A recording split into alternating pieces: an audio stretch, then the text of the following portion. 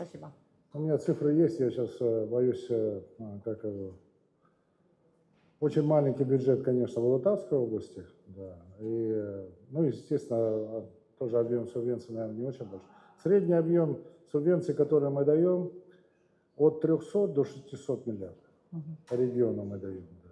Ну, за исключением, допустим, Туркестана, где, если не ошибаюсь, 1 100 000 000 мы даем Туркестанскому. Ну, там и население, слава богу, 3,5 миллиона человек живет. Да. Вот. Наибольший бюджет, естественно, это город Алмата, он является регионом, Алматы, да?